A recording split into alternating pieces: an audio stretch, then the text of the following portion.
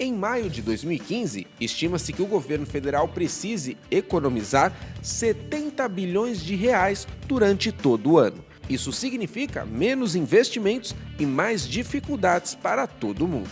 Em meio à crise, a reforma tributária nunca foi tão debatida. Segundo dados de 2014 do Instituto Brasileiro de Geografia e Estatística, o IBGE, entre 2012 e 2013, a distribuição de rendimentos no Brasil, que já era desigual, ficou praticamente estagnada. Quando o cidadão compra uma televisão que custa R$2.000, 40% do preço da televisão são de tributos que estão inseridos no preço da televisão. Então, R$2.000, 40%, R$800 o preço da televisão vai para o governo. A televisão custa R$1.200, R$800 vai para o governo. Qual é a injustiça? Um cidadão que ganha R$1.000 por mês, comprou essa televisão, ele paga R$800 de tributos, 80% do salário dele. E um outro que ganha R$20.000, comprou essa televisão, vai pagar os mesmos R$800. Odilon Guedes é dirigente do Sindicato dos Economistas de São Paulo e a entidade propõe uma reforma tributária que almeja inverter a lógica atual. A CNTU, confederação que reúne médicos, nutricionistas, farmacêuticos, odontologistas, economistas e também engenheiros, apoia o debate. Primeiro, nós estamos disseminando essa proposta. Agora, qual é a essência dela? Primeiro é isso. Nós precisamos divulgar, mostrar a injustiça que tem no país. Segundo, nós propomos diminuir a carga indireta e aumentar a carga direta. E pegamos exemplo de outros países, porque essa proposta é o que acontece, que nós estamos nos baseando na Alemanha, na Inglaterra, na França, não é nada excepcional. Por exemplo, o imposto de renda na Alemanha chega a 50%. Aqui no Brasil a faixa máxima é 27,5%.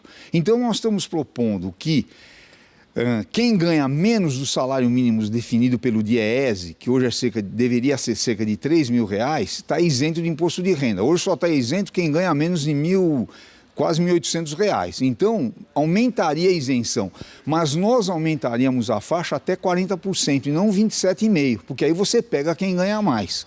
Outro ponto-chave da proposta de reforma tributária dos economistas paulistas é taxar as heranças. Veja os absurdos que acontecem no Brasil. A Constituição Federal determina, no artigo 155, que quem define o imposto sobre herança são os estados.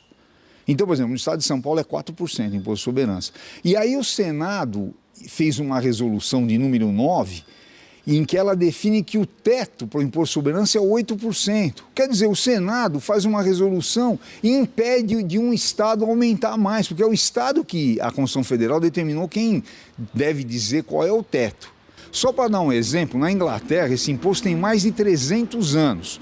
E o Churchill, que foi o primeiro-ministro, uma pessoa muito conservadora que liderou a Inglaterra na Segunda Guerra Mundial, na luta contra os nazistas, ele dizia que era um imposto muito bom para evitar rico indolente. Porque o sujeito recebe a herança, não vai fazer mais nada na vida. Então precisa trabalhar.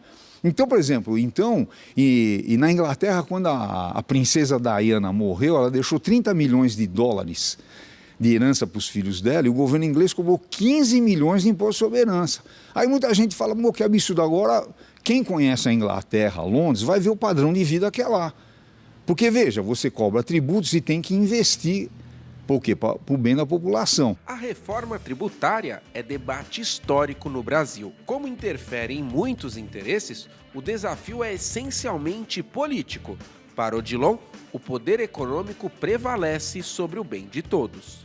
Às vezes nós vamos discutir, as pessoas falam, olha, não vai passar essa reforma, porque a reforma que nós estamos propondo é diminuir a carga tributária indireta, os tributos indiretos, ICMS, IPI e outros, e aumentar os tributos diretos, que é sobre a renda, a riqueza, a herança e a propriedade. E os entraves são esses, que a maioria da Câmara Federal, por exemplo, grande parte é representando empresários. Apesar do sujeito ser eleito falando que vai resolver o problema do povo, como ele é financiado por grandes empresas, chega lá e ele acaba defendendo esse interesse. E mesmo o pessoal, mesmo dele.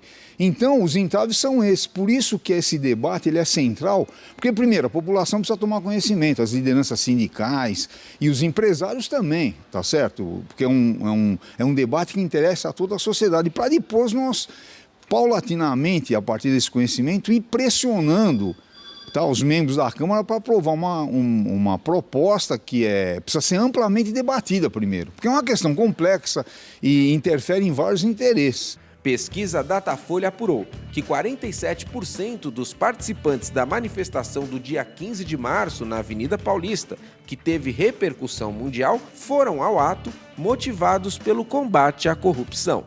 Ao mesmo tempo, precisamos combater a corrupção. Aí nós colocamos propostas através dos conselhos de educação, saúde, associações de pais e mestres, sindicatos, tanto de patrões como de trabalhadores, fiscalizar o orçamento, porque é onde está todas as receitas e as despesas. Para saber mais sobre o desafio tributário brasileiro, acesse o portal do CESP.